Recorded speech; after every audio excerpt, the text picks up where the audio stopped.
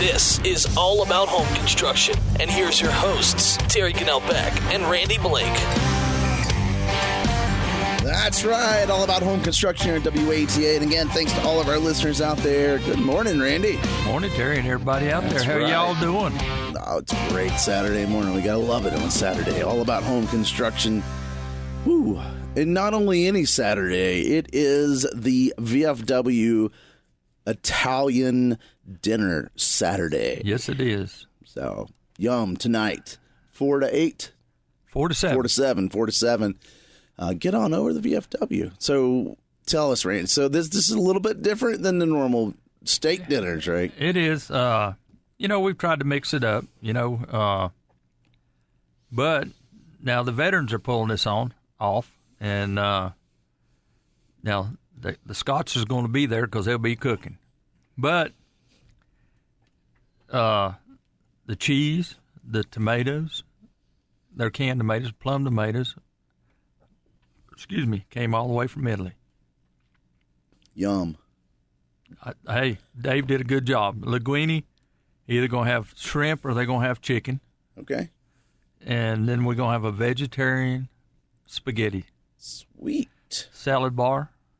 All right. Nice. We're going to have fried zucchini on it, fried mushrooms on it. So come on out. I'm kind of getting hungry.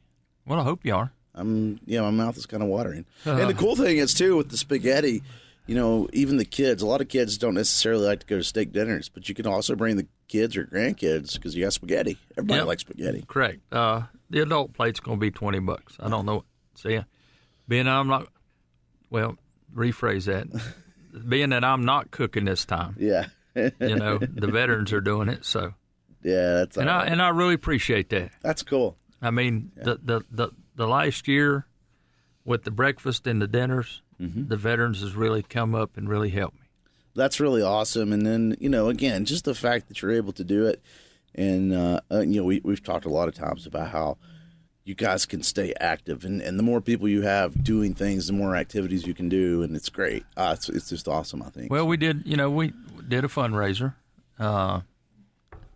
And we actually kicked in $800-some to the building fund. Sweet. That's huge. And then, of course, the memorial. We talked about that with Chuck a few weeks ago, and you can still get your pavers out there. So if you want the bricks, the pavers, you can get it. And that, of course, is for anyone in service, not just VFW member. Correct. And and that's great because it's like I tell people, for every combat vet, there's 10, 12,000 people behind them. Mm-hmm. Yeah, that's huge. That's awesome. And that every one of our veterans, I don't care who they are important. Yep, 100%, 100%, 110%. Just think, if they start to draft back up the way they're talking, all these youngins will be vets. Yeah, right? Maybe they'll learn a little respect. Well, when you go back and you think about it, like when I was a kid, there was still quite a few World War II vets around. Like that was like the old generation, And then, but now when you look at it, like that's the Vietnam generation now. Korean boys are about gone. Yeah. Dad's been dead and it's going on 13 years. Yeah, and it's just I have a hard time wrapping my head around it still because I don't think of the Vietnam veterans as being like the old veterans now. Well, Chuck's going to turn 83. Right. Most of the members up there that are veterans are in their later 70s. Mm-hmm. And I guess Mike Carter's the youngest one. Okay. Out of them. But, they are going about the way. Yeah.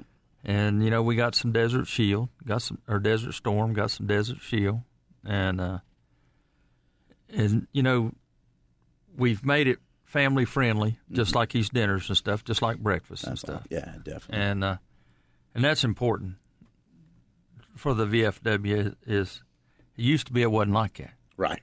Because there used to be a lot of friction between the World War II, the Korean and the Vietnam veterans. And, basically what it boils down to, war is war. And if you done your part, you did your best. Yeah, exactly.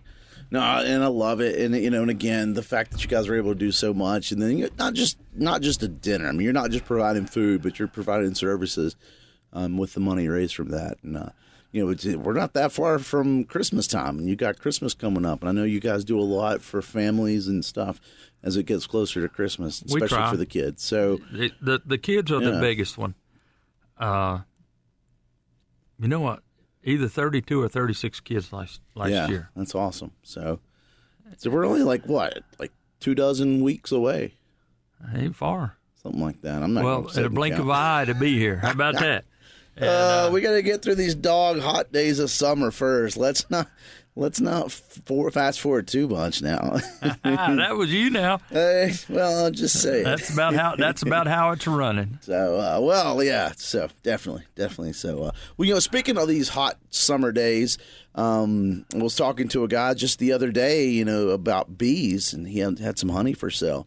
And I was asking him, I'm like, how's it looking this year? And he's like, well, I'm going to have honey because I got a bunch of hives, but it's not looking good for each hive. The honey is not, they're not producing in North Carolina like we hoped they would, because it's just been so dry. And then, well, that has a lot to do with it.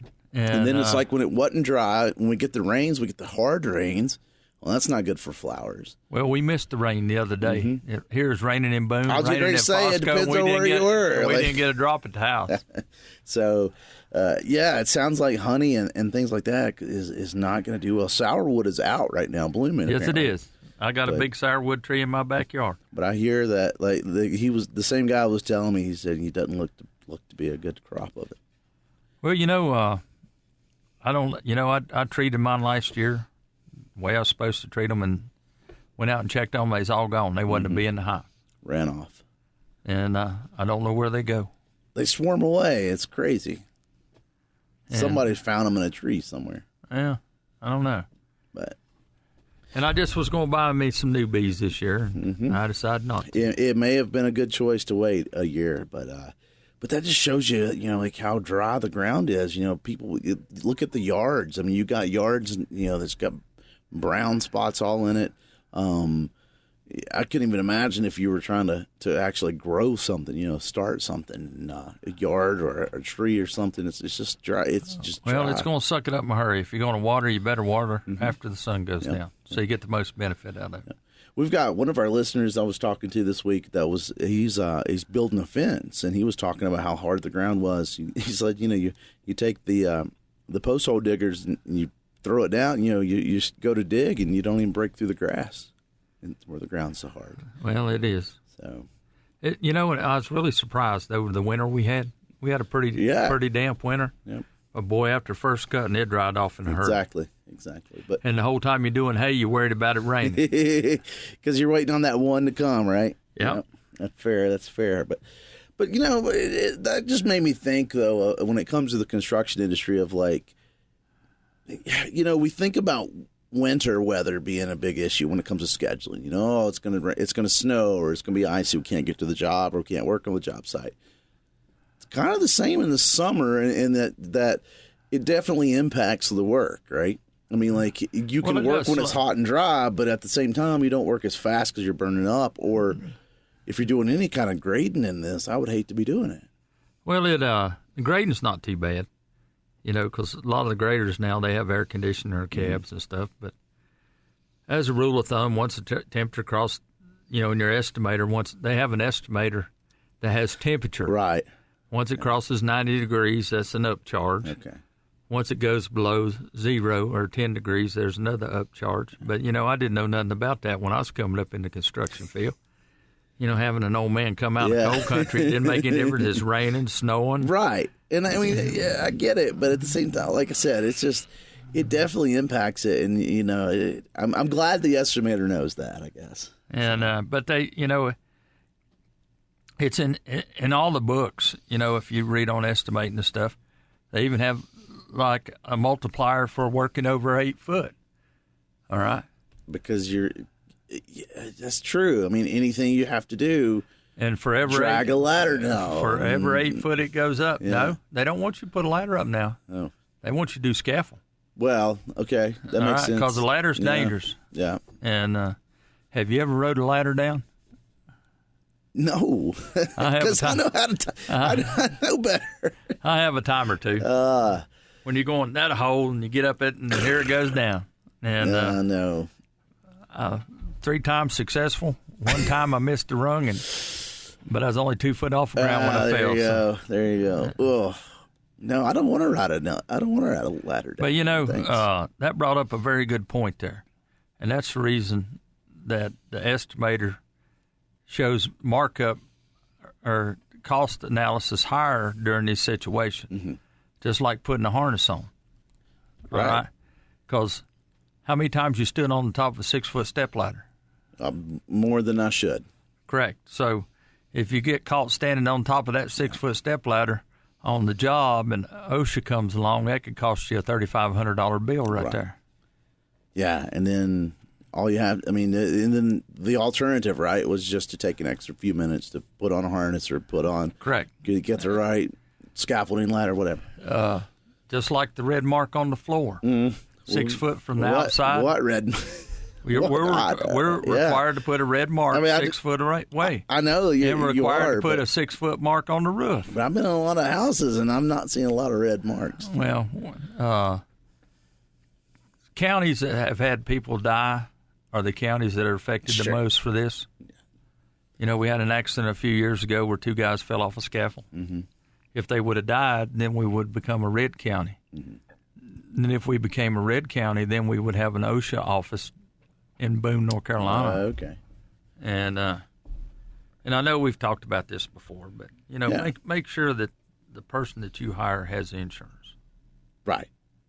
Yes, we went down that road, but definitely in insurance that covers them for doing that job.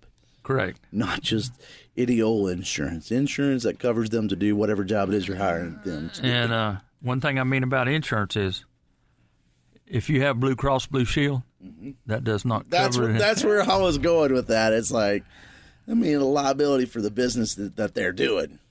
Correct. So. And but I know that sounds harsh, and everybody's got to start in business, but that's North Carolina law. Yeah, well, and you got to protect yourself as a consumer, and correct. If somebody gets hurt, that company doesn't have insurance, that subcontractor doesn't have insurance, then who's going to be paying for it? Actually, the homeowner is responsible. Exactly. So as a homeowner, even if you got worked out with a contractor, right? Like that's some gray areas that you don't want to deal with. You just want to make sure that everyone's got it, rather safe than sorry on it. So. Well, North Carolina law has a gray area. Right. And when you fill out an application, it says as long as you have 3 or more employees, you have to have workman's comp. Right. All right. As a licensed contractor, the law says you cannot hire anyone that does not have workman's comp. See? So there you are. So it's a double-edged sword, and it's not in the favor of us. Yeah. No. Well, but also as a contractor, workman's comp doesn't cover you, the owner. Correct. And and that's when it always killed me I worked for myself. I didn't have a crew. But I have to pay this money for a certificate that just said, yeah, I've got it for no reason at all because I can't use it. Under the law. Yeah, correct. And it does not cover you. Yeah. If it was to cover you at that time, back when the housing crunch come, it was $3,500 just to cover you alone. Yeah, it was a joke. And, because, again, I didn't have employees. Now, if I had employees, it would have been different, but I didn't. And then it was basically just a piece of paper I was paying for. That's right, but you had to have it to work for a contractor. Yeah. So anyway, that's wild. It's crazy. But tell you what, let's take another break, and then we'll take our first break, and then we'll come back, dive into all about home construction right after this. Thanks for listening to us. The Boone VFW Post 7031 is looking at making improvements to their Veterans Memorial Wall, and you can help. Here's Chuck. We could do engraved bricks to cover the memorial. It's in honor of the veterans who have served and some that have given their all for our country. And that's the one thing that we feel as the VFW that we can do to honor those who have come before and those who or even present today. But Chuck, what do we have to do to participate? You don't have to be a war veteran in order to be a part of this memorial. It's just that you served. What is the cost? That fee is only $50, but it's a lifetime investment. If you would like to help participate by honoring a family member, a friend, or a loved one, you can contact the Boone VFW Post 7031 at 828-264-9570. They are on VFW Drive just off of State Farm Road here in Boone. Thank you for all that have served. That's right, all about home construction here on WAT8. Again, good morning to you. Thanks for listening to us. And don't forget the VFW dinner, the Italian dinner tonight from 4 to 7. Get on over there. Just show up, get some food. Show up early so that, in case they sell out. Well, so, we try to do the best we can. Love it. So. And, like I say, I'm standing down. The vets are doing this. It's going to be awesome. I'll be back in August with a fish and oyster fry. Yum for some. And then we got stuffed chicken in September. Oof. Now I could go for some stuffed chicken. And then in October, I'll be back doing steak night. Steaks. And then hopefully another big Christmas steak dinner thing. Yeah. Now, Dave always does Thanksgiving. That's right. That's a free meal. There you go. And for people that don't have a place to go, and we ask for donations. If you can't afford it and you're hungry, come on anyhow. That's awesome. So, well, cool. So that gets you all the way into November. Awesome deal. Well, all right. So last weekend we had the kids on, and we kind of touched on a little topic there that I think is kind of fun to hit on, and that was storm shelters. Yes, it was, and so we got to doing a little research on them and stuff, and come to find out that Tornado Alley exists from the edge of the Appalachian Mountains all the way to the edge of the Rocky Mountains. That's a vast area. Yeah. I always, I don't know, I guess in my head it was always like Oklahoma, Kansas, Nebraska. Up that way, yeah. Yeah.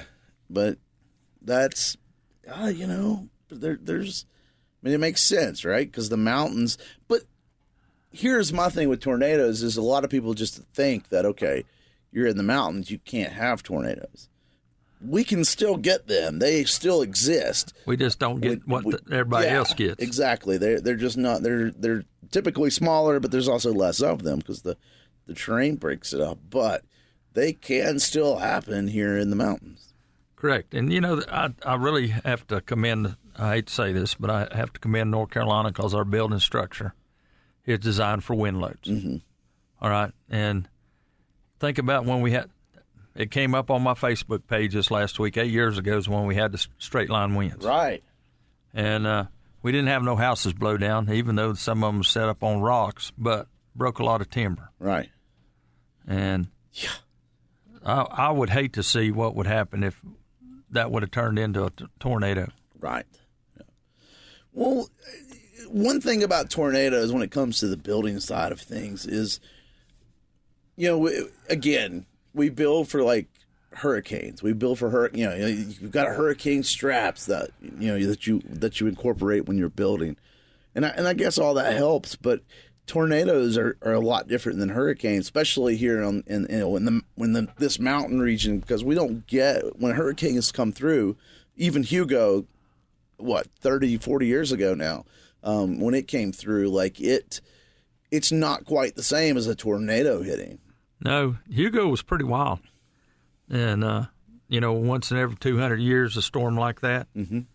And I remember seeing about an 18-inch white oak, and it looked like somebody had took their hands around it. And just twisted it. Yeah. And it looked like 10,000 little toothpicks sticking up, and the top was nowhere around. Yeah. And that was on Jake's Mountain. I'm trying to remember with Hugo. Was that 87? No, early 90s. Was it 90s? I was thinking it was late 70s. No, September 25th, 1989, in between us. Yeah. So, yeah, I just remember the issues with that, because actually what I remember the most from that one is not having school and going to my grandparents because they had a spring to get water. That's what I remember the most about Hugo. Well, I remember going places hunting that next fall, and it was unreal. The deers loved it because you couldn't get them. Right. You know, you turn around and see a deer and it wouldn't make no difference. It's already gone. You couldn't find it.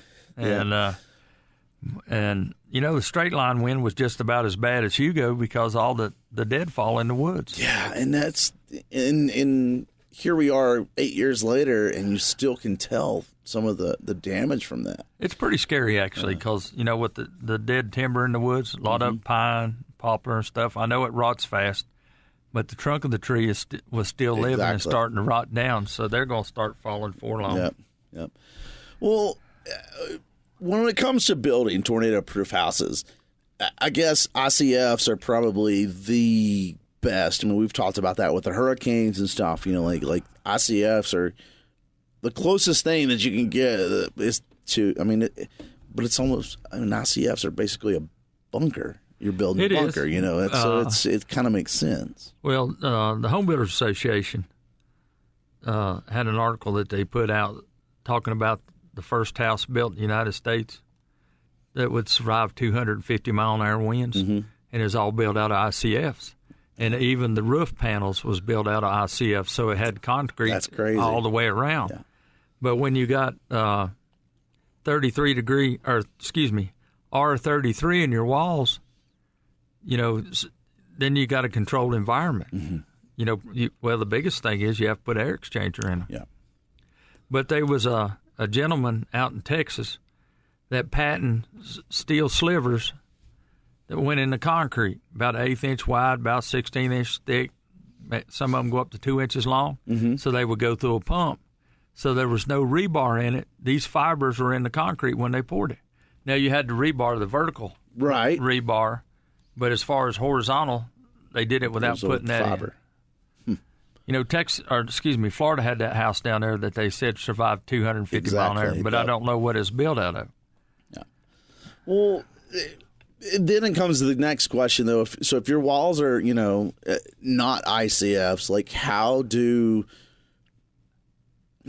what do we need to do then to build them as strong as we can when it comes to tornadoes? Well, the thing about it is now you're getting into DB rating in that house right there. So, you know, now they've come out with DB60 windows. Right. And because the windows and the doors are going to be your weak point. Correct. Your glass depends on the size. Right. But the cost of a DB60 is astronomical. Like we did where the Sugar Mountain, the big 11-story there, we bid on a 3x5 twin window. For DB60 was $4,500 for that one window. Wow. So if you go to build on Beach Mountain or Sugar Mountain all on top, then you're looking at a DB60 window. Right. That's a lot of money. So see, back when you lived down in Triplin, that was 90-mile-an-hour winds. Exactly. Now that's 100-mile-an-hour winds, but a DB30 will still work down there. Right. So when it comes to the tornadoes, if that's the case, then and again, not to keep tying it back to hurricanes, but that's just what I see on the news more. You know, tornadoes are coming or hurricanes coming, and everyone buys plywood and they cover up their windows. It would be a shame if we didn't have, you know, this thing. Maybe that's my $1 million idea: is I build something that goes on the side of the house that I could close and cover the windows. Well, they have shutters. Maybe I'll call them shutters. Correct. I never understood why, if you live in one of those places and you're constantly putting up boards and stuff. Now, a lot of people in Florida now have shutters, and they're metal shutters. Some of them are automatic. Then when the wind reaches a certain, they close. They close automatic. That's cool. And but they're made out of metal.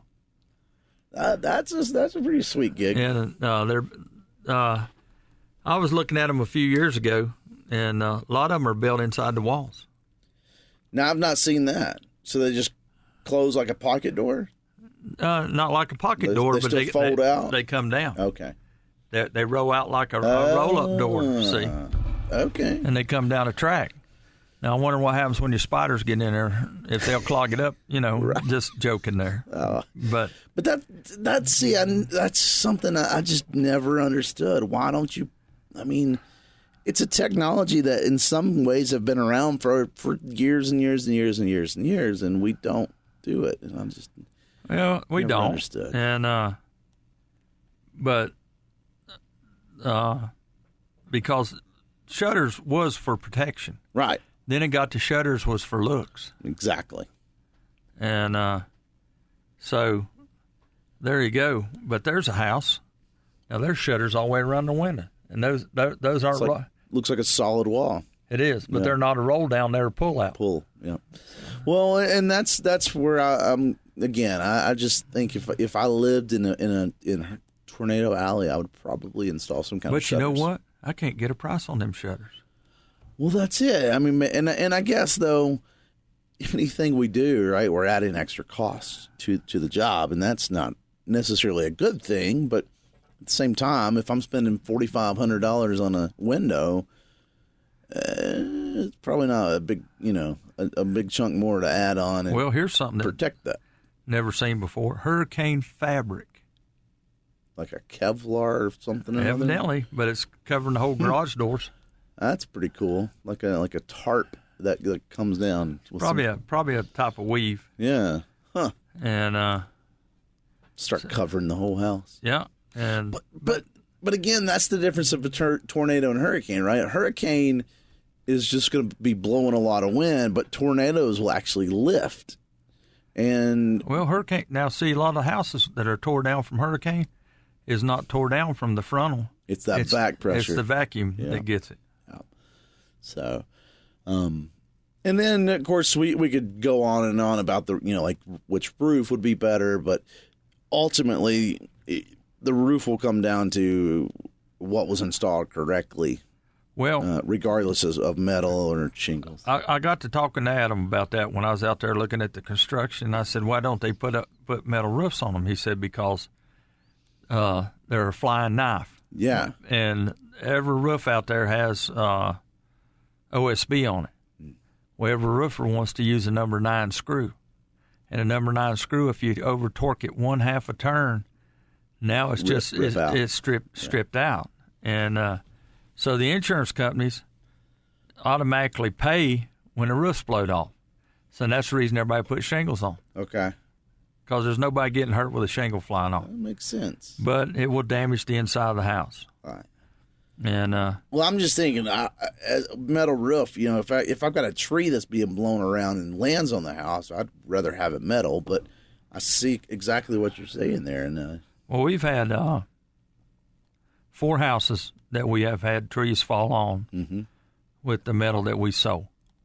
Okay, and we've had one house that we had 2 limbs go through. All right, I remember that. And that was my mom's house when I went down in April and worked on it.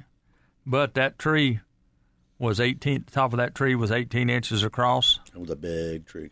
Yeah, and it flew 40 foot before it hit the house. Right. And so it never did. The metal absorbed the impact enough that it cracked 3 rafters, and only 2 limbs went through it. And we had to change the drywall out. We replaced a total of 2 sheets of plywood on it. Right. And so that's a proven fact that it will hold up if it's a good metal. Right. But most people don't realize you have to go to a number 14 screw to put metal on an OSB. Mm-hmm. And that again, like you said, that's something that most people that's a corner that gets cut a lot. It does, and we've seen it quite a bit. And but if you take that number 14 screw, see now it's got a wider thread on it, right? So it actually compacts the fibers of the OSB when it goes through it. Unlike the number 9s, the thread is so fine that it will just auger it out. Gotcha. Well, I did find this scale, by the way. Like, you hear like F1, F2, right? It's enhanced fajita, I guess it is, fajita scale. So it's EF scale. So we say F because it's EF, but it's EF 1, 2, 3. And it's measured at 3-second gusts. So minor would be like an F0 would be like 65 to 85 miles an hour. Moderate would be an F1. That's going to be 86 to 110 miles an hour. Considerable would be their F2, which is 111 to 135 miles an hour. But then we get into like F3s and 4s. So F3 is a fairly severe. That's 136 to 165 miles an hour. And then the extreme is the F4s, that goes all the way up to 200 miles an hour. And it stops at F4, right? But we can see over 200 mile an hour, and that's just going to be like a massive E4. So, again, when you're looking at that, like we get 65 mile an hour winds here. Yeah, we get some 85 mile an hour gusts too. Yeah, so and even 3-second gusts, like especially up on like the top of the mountain, Beach Mountain. Well, when you're working up at higher elevations, you don't look at the wind. You don't look at the wind gust at the top of the peak. You look at the wind gust 200 foot below the peak, because that's where the highest wind concentration is. It comes about like a Ventura and a carburetor. Mm-hmm. Yeah, I mean, and that's it. It kind of goes down, I guess you would say. I mean, wind does a weird thing because it's fluid, but and that's why like, again, you're talking about doors and windows, right? Doors are another one of those things that the pressure, it catches it, and it's going to be a weak spot. So a door is going to bust open, and then when you get air inside, that's when the ceiling and roof becomes a cell, because you get air from inside. Correct. And like when I was out, like I said, I was out in Oklahoma City. I didn't see any hurricane clips on any house that I seen under construction. I find that hard to believe. I don't know if they went back later and did it, but I was able to go up to my son's house, right, and look at the construction on that, and there wasn't nothing tying it to the top plate. It's just wild to me. Like, what would be, aside from cost aside, like, what would be the advantage of not putting it on? Well, I don't know. We have to. We couldn't pass the CO if we didn't have them on there. They'd turn us down till we put them on. Well, that's what I'm trying to figure out. Like, what's the negative to put them on? Other now, than the if they use like ollie screws, mm-hmm. The big thick screws, right? Now you can't tell because you screw them from underneath at a certain angle that goes into your rafter, right? And which I really like them, because instead of beating the dickens out of joist hanger nails, you just put that tool up there and screw them in. Yep. Nice. Cool. I'll tell you what, we'll take another break and we'll come right back right after this. Thanks for listening to us. Are you ready to level up your home construction game? Obviously, you've subscribed to All About Home Construction. Now we would like to ask you for some support. You can be like Dave, Bill, and Skipper and help support All About Home Construction. The links are in the show notes. That's right, All About Home Construction on WAT. And again, thanks to all of our listeners out there. And don't forget the VFW dinner going on tonight from 4 to 7 o'clock, the Italian dinner by the Scots and the kilts, because that's what Italians would wear. Well, you know why, don't you? Why do they wear kilts? Because they're Scots. Two of them were stationed in Italy. That's right. And they love Italian food. I love good Italian food, too. Who doesn't like a good Italian food? But anyway, go check them out. Yeah, it's going to be a fun When stuff. I went to France, if it wasn't for hamburgers and Italian food, I'd have starved to death. No horse on the menu? Well, I think it was horse, but damn, it's good. I had never eaten a hamburger like that in my life. That's awesome.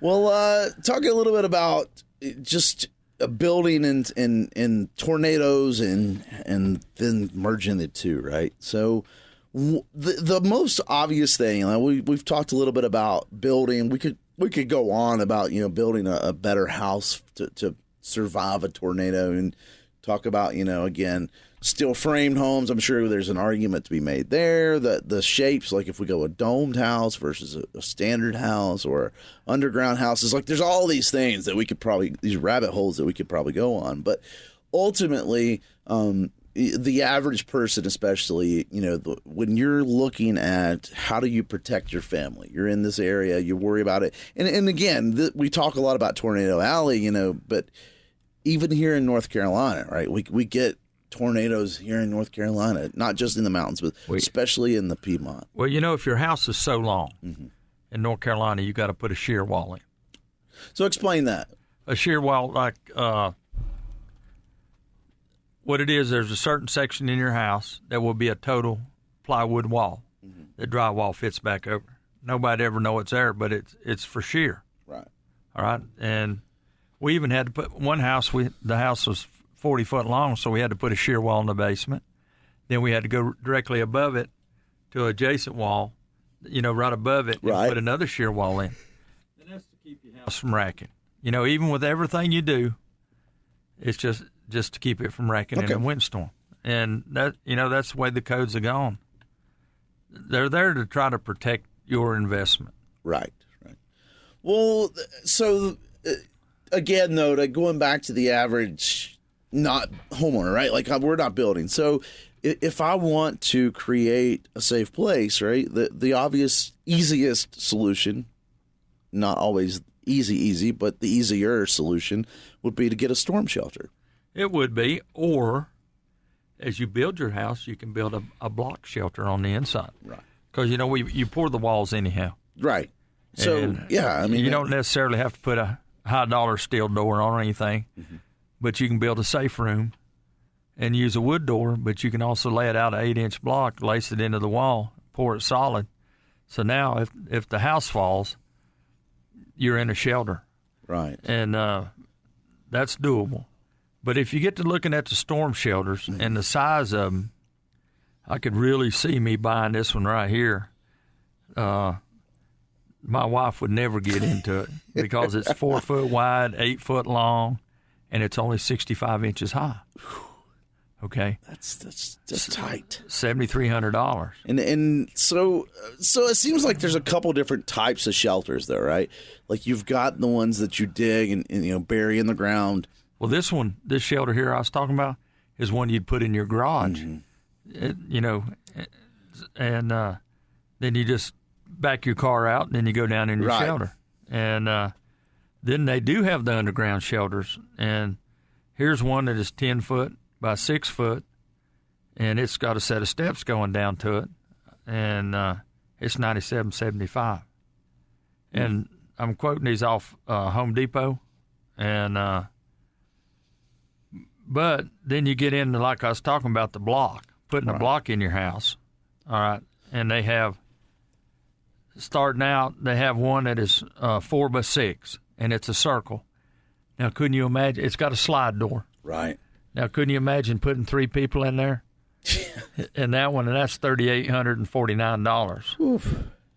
But then you got the metal shelters that fit on your concrete floor that are 4 by 4, and they have a steel door that you can close up. Right. That's a non-penetrator, and it's $5,200. Okay.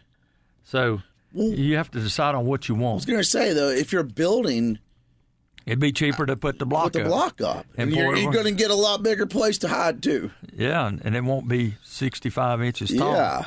I mean, so theoretically, you could do that, like put a block up, like say a corner bedroom, put a block wall up, go back over it, put your drywall on it, aside from the fact that it's an 8-inch wall and thickness, like when you go through the door, you'd see the difference. But other than that, you'd never know the difference. Well, you probably want to do it in your basement.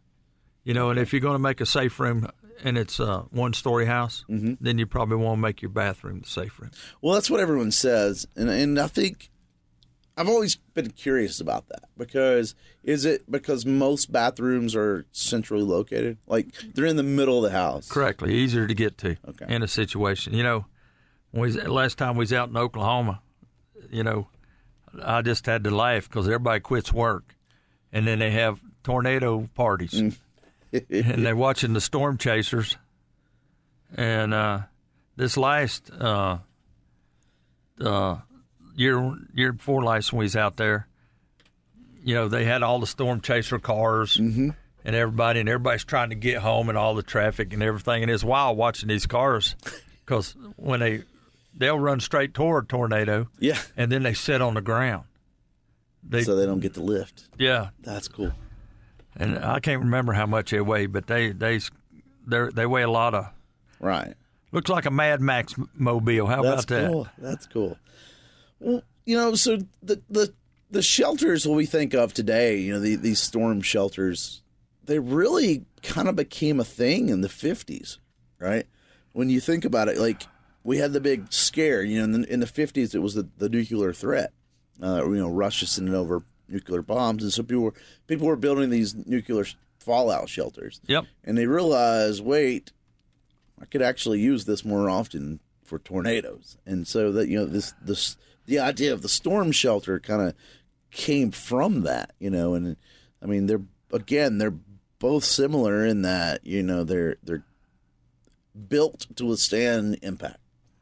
Well, it was. The only problem is you can survive a tornado where you'd starve to death before you could survive a nuclear. Well, see, I'm with you on that, and I would hate to be even a nuclear bomb shelter, like food aside, I don't think I would enjoy staying in a 4x8 room. Did they make you do fallout when you had to crawl under your desk? I have done that before when I was a kid, yes. I don't think they do it anymore, but I always loved that because those desks must be strong, buddy. Not only do they protect you from a hurricane and tornado, but they also protect you from nuclear. It was that hollow top, where you put your books and stuff in. That's it. That's why I kept mine full of paper. But, yeah. So, again, some of these storm shelters, though, like you said, I think what it seems like I've seen the most of are the ones that go in the garage, typically the metal box, if you want to call it that. I have seen the ones that you bury in the ground, and the coolest I saw was on a porch. It was you lift up the decking, had a little door there basically, and you lift the decking up and you just keep going down the stairs to the shelter. Yeah, and the good thing about them is they're waterproof. Mm-hmm. Yeah, they're waterproof. They're not floodproof, but they're waterproof. Right. And if they're built right, they have ventilation systems, not necessarily pumps, but they get fresh air. Well, the more expensive ones do. Right. The little 4x6 by 65 inches. Right. Just has a door and that's it. Well, but again, you're looking at protecting yourself from debris and stuff, and blowing around. We're not talking about a nuclear shelter, so they're not airtight necessarily. Not all of them. They're airtight. But they have to be airtight so much. Right. So going back to the pressure. So the pressure and yanking the top off. Not really yanking the top, but taking the air out of the room. Right. And you just hope that it don't last long. Sure. Well, so I'm looking into this, and the FEMA's website, of course, FEMA being the government, I guess, agency that covers all. We hear FEMA all the time, right? When there's something happens, a disaster happens. They sort of talk about just like what we were talking about before, where this 8 foot by 12 foot, 8 foot high concrete enclosure, with rebar. They're talking about how like that is one of the easiest and best, but that basically it goes down to the cost, right? Like you could do that for less than $6,000, and so yeah, it's pretty cool. The FEMA site has actually got some really cool stuff on it. Well, government don't care what it costs. Yeah, right. They just want to protect you.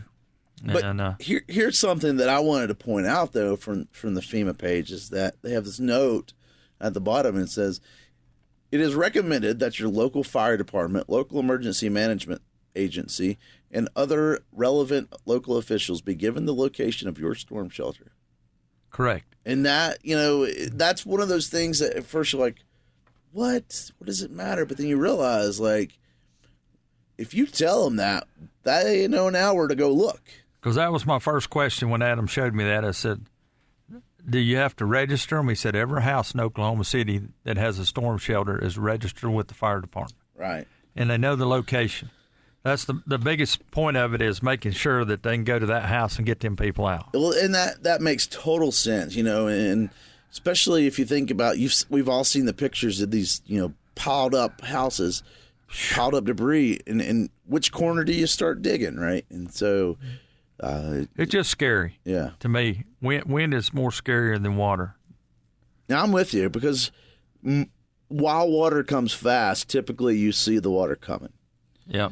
You don't except out west. I mean, they get flash floods. I know that, but even then, like it's raining. Like there's to me there's just a little bit more time with water. Like I feel maybe that's a false security, but I feel a little safer knowing that I would have more heads up that the water's coming than the wind. Well, Adam, he called me one evening.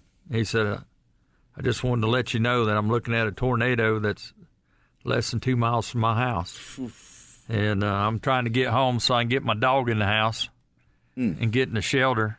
And I guess it didn't make it to his house, but it went back up in the air before it got to his house. Wow. It tore a lot of them apart before his house. That's crazy. Ugh.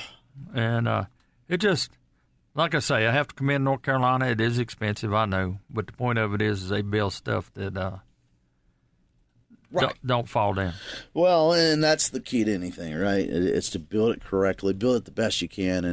And, again, not to code, build it above code. Yeah, exactly. You said a smart thing right there. Code is the minimum structure. And we heard Patrick Bevel that's right. last month talk about a code house is only good for 40 years. Yeah, totally. So, and well, that's cool. So, again, I'm glad that we don't worry as much about that here in the mountains. But again, even here in the mountains, we see them. So it's not. That's correct. $4,000 investment, $6,000 room may be worth it. I mean, well, you never know. One of these days, it might change. Right. National Geographic put an article out last year that the human race and everything they built now weighs the same thing as the world does. That's crazy. Population, buildings, dams. Well, again, tornadoes are so weird. I mean, I had uncles who had a tornado they in their building, so they had their business. They sold trailers and things like that. But they went. There was a gas station across the road. Tornadoes struck down. I think they ended up calling it F3. But the tornado took out the pumps in part of the building, jumps the road, and they had these dog lots for sale. Like the chain link fence dog lots. Jumps over that with a plastic, with like a tarp over top of it. Doesn't destroy that. Doesn't hurt the tarp. Doesn't do anything. And then takes out their office building 50 feet behind it. I remember an old man in Cleveland. He said in the 50s they had a tornado that come between our two houses that we lived in. He said, your house just had aluminum siding put on it. Mine was a brick house. That tornado come between our two houses, and it didn't touch the aluminum siding, but he said it took all the brick off his side. That's crazy. And then went on across the neighborhood. So it happens. Yeah. And as far as I know, I've not ever heard of another tornado in Cleveland. Might have. So. Well, but again, they're just so unpredictable, and they do such weird things, I guess is what I'm trying to say. But well, anyway, I hope that was a fun show for some people. And again, don't forget tonight to go to the VFW, the Italian dinner here in Boone, right off of State Farm Road. So appreciate those guys. Appreciate your Andy. And thank y'all for listening to us and tolerating us last weekend. It was a funny show. It was great. Thanks for letting my grandyoungins be on. Hey, we love it. We love kids. So, well, anyway, thanks a lot. And Randy, I guess don't eat all the spaghetti tonight. Save some for the kids. Otherwise, we'll talk to you later. All right. See you later. Bye. Thanks for listening to the podcast edition of All About Home Construction. We want to thank Skipper, Dave, and Bill for supporting the show. If you're enjoying this episode and you want to help us by creating some more awesome content, there are a few ways you can show your support. Subscribe and leave a review on your favorite podcast platform. This actually helps us reach new listeners and climb the charts. And please share this episode with your friends and family. Word of mouth is always the best kind of advertising. You can support us directly through our page on Spotify. The links are in the show notes. Thanks for listening to us.